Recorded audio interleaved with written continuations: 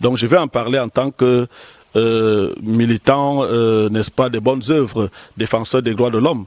Parce que j'ai été personnellement interpellé par M. Kona. Mon téléphone sonne, un papa me prend au téléphone, il me pose son problème. Donc, je prends ce problème comme le problème d'un papa abusé. Parce que ce papa, aujourd'hui, est abusé. Je vous prends un exemple simple, hein, pour ceux qui me regardent. Ce papa crée son parti en 2003. Pour créer un parti au Cameroun, ce n'est pas facile. Il faut de la matière grise parce qu'il faut concevoir les statuts, il faut se battre au MINAT pour avoir l'autorisation. Il l'a fait. Même si on va dire aujourd'hui que le parti est resté en berne et il s'est réveillé avec Cabral, mais pour qu'il se réveille, il a fallu qu'il y ait d'abord quelque chose.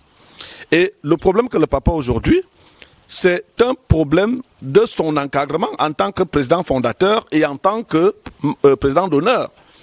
Partout dans le monde où des partis sont comme celui-là, où il y a des présidents fondateurs, des présidents d'honneur, il y a des textes qui encadrent leur statut. Le problème aujourd'hui, ce que je peux reprocher à Cabral, c'est que depuis 2019, il n'a pas pensé à créer en tant que président national un texte qui encadre le statut de président fondateur et d'honneur du PCRN. Ce texte devait donner les avantages dont a droit le président fondateur et président d'honneur, qu'est-ce qu'il doit faire, qu'est-ce qu'il ne doit pas faire, et ils allaient s'asseoir, ils allaient signer ce texte ensemble. Je crois que s'il l'aurait fait, s'il l'avait fait à l'époque, je veux dire, nous ne serons pas là aujourd'hui. Mais il a négligé ce volet. Et aujourd'hui, ça le rattrape d'une certaine manière. Parce que le papa qui a créé, même si c'est votre père, il a créé un parti. Et vous voyez comment ce parti a plus de 200 conseillers municipaux, ce parti a des maires, ce parti a, je crois, 5 députés. Vous voyez comment le président qui est venu le voir au village, dans sa petite maison, et aujourd'hui roule en VX, construit des maisons, et pendant ce temps, votre père est dans une hutte. Je dis seulement, prenons l'exemple que c'est votre père. Mes amis, vous-même, vous allez demander à votre père que, papa, tu ne vois pas ton histoire là, comment c'est en train de tourner? Si ce ne sont pas les enfants, ses amis vont lui poser le problème. Si ce ne sont pas les amis, papa, les femmes que nous connaissons, sa femme va lui dire que, donc toi, tu n'es pas un homme ici. Voilà quelque chose que tu m'as cassé la tête ici avec en 2003. Voilà ça que quelqu'un d'autre, à un moment donné, il va ouvrir les yeux. Et en 2022, on lui a promis, donc, au cours d'un congrès tenu en Gaoundéré, Cabral et ses cadres lui ont promis un pick-up et une maison. Sauf que le papa reste un homme politique.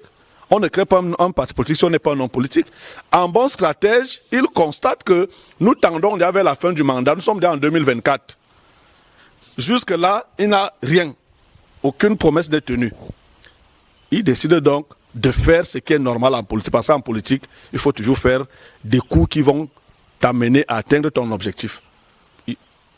Cabral organise un congrès. Je voudrais vous rappeler, d'après les indiscrétions, qu'au cours de ce congrès, il devait refaire les textes du parti.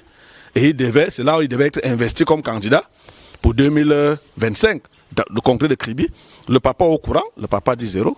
Et le papa saisit le sous-préfet de Kribi. Il écrit de sa main au sous-préfet pour dire, nous militants, nous ne sommes pas d'accord avec ce qui va se passer. Il y a déjà 2 factions qui sont en dissidence. Revoyez votre récépissé parce qu'ils avaient déjà reçu un récépissé. Et le sous-préfet, dans son droit, a eu la lettre et a pris la décision qu'un tout administrateur civil qui est chef de terre doit prendre. Quand il y a déjà une situation qui peut créer trouble, qu'est-ce qu'on fait? On revient d'abord sur sa décision, le sous-préfet est revenu sur sa décision. Mais nous suivons cette affaire de près. J'y suis, de pieds et mains liés, parce que le tribunal, Cabral Libi a été notifié, son assignation lui a été notifiée hier pour le tribunal à Kaïlé, pour le 4 janvier. Moi, j'ai dit à Cabral d'aller vers le papa et de s'entendre avec ce papa. Apparemment, il s'entête à aller au tribunal. On a dit, ok, avec nous qui sommes autour du papa, on a dit qu'on va aller au tribunal. Mais on va faire 10 ans au tribunal. Pendant les 10 ans, le PCRN n'a pas de président national. Cabral ne sera jamais investi par le PCRN.